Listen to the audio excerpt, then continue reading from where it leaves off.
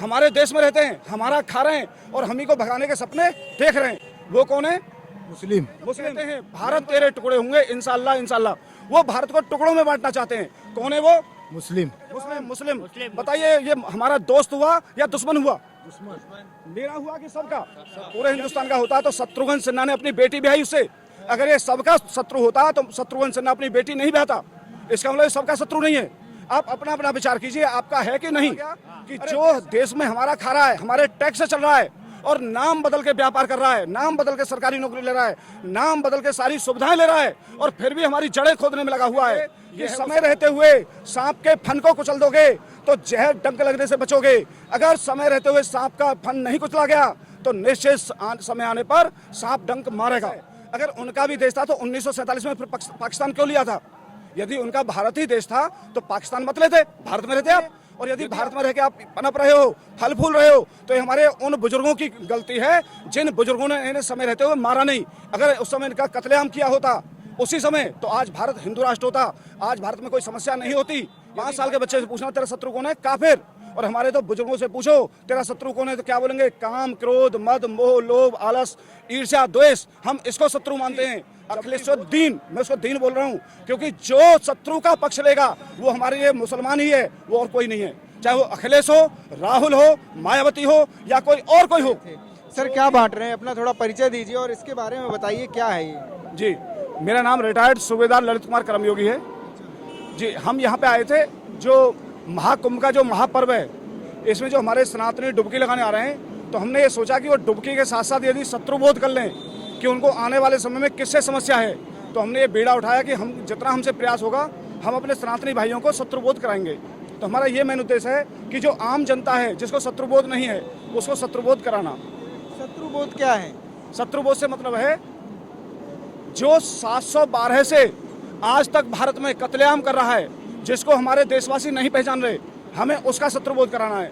जैसे कि मेरे 5 सवाल हैं, मैं आम जनमानस से 5 सवाल पूछूं तो उनको भी नहीं पता होगा शत्रुबोध क्या है। मेरे 5 सवाल का जवाब क्लियर कर देंगे कि आखिर शत्रु है कौन हमारा। तो जैसे मेरे पहला सवाल, हमारे देश में हिंदू, मुस्लिम, सिख, ईसाई, यहूदी, पारसी, बौद्धिस्ट और जैन 8 प्रकार के लोगों से मिलकर अपना ये गुलदस्ता बना है जो भारत की शोभा बढ़ा रहा है।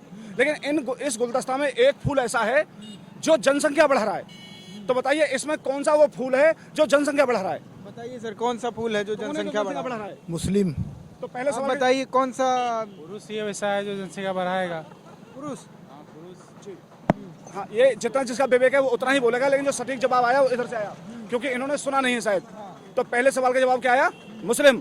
दूसरा सवाल, हमारे देश में कुछ लोग ऐसे रहते हैं जो भारत माता की जय नहीं बोलते, वंदे मातरम नहीं बोलते, जो हमारा नेशनल फ्लैग है उस नेशनल फ्लैग का सम्मान नहीं करते। वो कौन है भाई जी? कौन है वो? मुस्लिम। मुस्लिम। तो 2 सवाल का जवाब आया मुस्लिम। हमारा तीसरा सवाल, हमारे देश में कुछ लोग ऐसे रहते हैं जो भारत के हार जाने पर, पाकिस्तान के जीत जाने पर पाकिस्तान जिंदाबाद के नारे लगाते हैं। हमारे देश में रहते हैं, हमारा खा रहे हैं और हम ही को भगाने के सपने देख रहे हैं। वो कौन है? मुस्लिम। मुस्लिम। मैं इनको जानता नहीं हूँ, ये राहगीर हैं। तो 3 सवाल का जवाब आया मुस्लिम। चौथा सवाल, हमारे देश में कुछ लोग ऐसे रहते हैं जो गाय खाते हैं, गाय को हम अपनी माँ मानते हैं, वो गाय को जिद करके खा रहा है। क्यों खा रहा है? क्योंकि उसको पता है हिंदू की जो आस्था है वो गाय में है।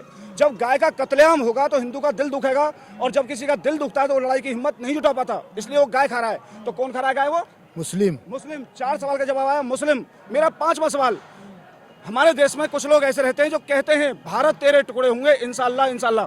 वो भारत को टुकड़ों में बांटना चाहते हैं। कौन है वो? मुस्लिम। मुस्लिम। मुस्लिम मुस्लिम 100%। ये सब राहगीर हैं। मेरे 5 सवाल का जवाब आया मुस्लिम। बताइए ये हमारा दोस्त हुआ या दुश्मन हुआ? मेरा हुआ कि सबका? यदि ये सबका दुश्मन है सर। सबका दुश्मन। जो भारत में रह रहे हैं वो हिंदुस्तान की जय, ठीक है। जो भारत मुस्लिम रहे या हिंदू रहे, ठीक है, वो हिंदुस्तान की जय ही लगाएगा, ठीक है। जो हिंदुस्तान में है वो हिंदू ही बोलेगा। यहाँ टाइम ना लगाए क्योंकि यहाँ स्पष्ट वाला जवाब है। ये वामपंथी जवाब नहीं चाहिए, जवाब चाहिए सीधा सीधा। ये घुमाने वाला सवाल नहीं चाहिए, सीधा जवाब चाहिए। जो 5 सवाल का जवाब निकला है वो क्या निकला है? मुस्लिम। तो हमारा भाई हुआ कि दुश्मन? दुश्मन। वो किसका हुआ? किसका हुआ? पूरे हिंदुस्तान का, सबका। हिंदुस्तान। यदि पूरे हिंदुस्तान का होता तो शत्रुघ्न सिन्हा ने अपनी बेटी ब्याही उससे। अगर ये सबका शत्रु होता तो शत्रुघ्न सिन्हा अपनी बेटी नहीं ब्याहता। इसका मतलब सबका शत्रु नहीं है। आप अपना अपना विचार कीजिए, आपका है कि नहीं? अरे देश जाए भाड़ में, दुनिया जाए भाड़ में, आप अपनी बात करिए, आपका है कि नहीं? है। हमारा देश है। बस हमारा शत्रु है, हमारा शत्रु है तो वो सबका शत्रु है। तो सवाल का जवाब आ गया कि जो देश में हमारा खा रहा है, हमारे टैक्स से चल रहा है और नाम बदल के व्यापार कर रहा है, नाम बदल के सरकारी नौकरी ले रहा है, नाम बदल के सारी सुविधाएं ले रहा है और फिर भी हमारी जड़ें खोदने में लगा हुआ है, ये है वो शत्रु। और आज हमारी वर्तमान सरकार सबका साथ, सबका विकास, सबका विश्वास नाम से भिन्न भिन्न जो योजना चला रही है, उन योजनाओं का लाभ भी वही उठा रहा है। और ये वही है जो अपनी जनसंख्या बढ़ाए जा रहा है, जिसका उद्देश्य बांग्लादेश जैसे हालात अपने भारत में उत्पन्न करना और आने वाले समय में भारत में तख्ता पलट की तैयारी करना, जिसके लिए योगी मोदी जी और माननीय बहुत सारे सांसद महोदय लगे हुए हैं इनके फन को कुचलने के लिए। पर फिर भी हम तो ये कहेंगे कि समय रहते हुए सांप के फन को कुचल दोगे तो जहर डंक लगने से बचोगे। अगर समय रहते हुए सांप का फन नहीं कुचला गया तो निश्चित समय आने पर सांप डंक मारेगा। तो मेरा यही उद्देश्य था।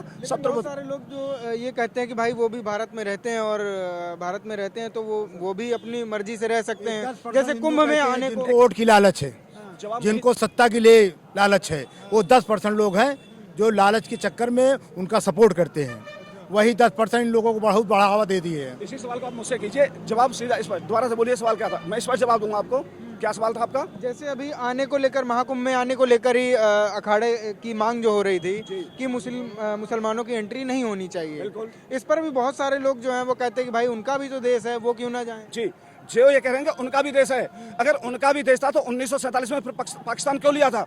यदि उनका भारत ही देश था तो पाकिस्तान मत लेते, भारत में रहते आप। यदि आपने पाकिस्तान हमसे लिया तो इसका मतलब भारत से आपका कोई संबंध नहीं है। और यदि भारत में रह के आप पनप रहे हो, फल फूल रहे हो, तो ये हमारे उन बुजुर्गों की गलती है जिन बुजुर्गों ने इन्हें समय रहते हुए मारा नहीं। अगर उस समय इनका कत्लेआम किया होता उसी समय तो आज भारत हिंदू राष्ट्र होता, आज भारत में कोई समस्या नहीं होती। यदि भारत में आज समस्या है, वो पानी की हो, रोड की हो, सरकारी नौकरी की हो, तो वो इन्हीं के कारण है, क्योंकि ये जनसंख्या बढ़ा रहे हैं। और जो भिन्न भिन्न तरह के षड्यंत्र रच रहे हैं, उनका अंतिम उद्देश्य गजवाए हिंद बनाना है। वो सारे षड्यंत्र जो बना रहे हैं वो गजवाए हिंद के लिए बना रहे हैं। अब जैसे सर बागेश्वर धाम भी कहते हैं कि हिंदू राष्ट्र बनाएंगे, उन्हीं के बयानों पर कुछ अभी मेला में ही आए हुए संत बोल देते हैं कि नहीं, ये सब अपने कुछ भी उल जलूल बोल देते हैं। भाई भारत तो मुसलमानों का भी है, मुसलमान भी रह रहे हैं। जो ये कह रहे हैं कि हम भारत को हिंदू राष्ट्र बनाएंगे, तो उन सबसे मेरा निवेदन, सभी लोग अपने घर छोड़िए। यदि लोकतंत्र झुकता है तो जनता से आप घर छोड़िए, रोड पे आइए। भारत एक दिन में हिंदू राष्ट्र बन जाएगा, बशर्ते प्रत्येक व्यक्ति को अपने शत्रु का पता हो। जैसे कि हमारा जो शत्रु है उसके 5 साल के बच्चे को पता है मेरा शत्रु कौन है। 5 साल के बच्चे से पूछना तेरा शत्रु कौन है, काफिर। और हमारे तो बुजुर्गों से पूछो तेरा शत्रु कौन है तो क्या बोलेंगे? काम, क्रोध, मद, मोह, लोभ, आलस, ईर्ष्या, द्वेष, हम इसको शत्रु मानते हैं। जबकि वो जो असली शत्रु है, जो दिन रात हमें मारने में लगा हुआ है, हम उसे नहीं पहचानते। ये वाले कुंभ में और इसके पहले के कुंभों में क्या आपको फर्क दिखता है? जमीन आसमान का फर्क है। सत्ता परिवर्तन होते ही राम राज आता है, ये हमने अब देखा है। पहले सत्ता अखिलुद्दीन के हाथ में थी। अखिलुद्दीन, मैं उसको दीन बोल रहा हूँ क्योंकि जो शत्रु का पक्ष लेगा वो हमारे लिए मुसलमान ही है, वो और कोई नहीं है। चाहे वो अखिलेश हो, राहुल हो, मायावती हो या कोई और कोई हो, जो भी हमारे शत्रु का साथ देगा हमारा वो भी शत्रु है। हमारा तो केवल वो भाई है जो राम राज के लिए काम कर रहा है। माननीय योगी जी, भगवान करे वो देश के प्रधानमंत्री बने, और प्रधानमंत्री नहीं पूरे विश्व की बागडोर उनके हाथ में आ जाए तो पूरे विश्व को सनातन में कर देंगे, भगवा कर देंगे। उनमें इतनी काबिलियत है, मेरा विश्वास है।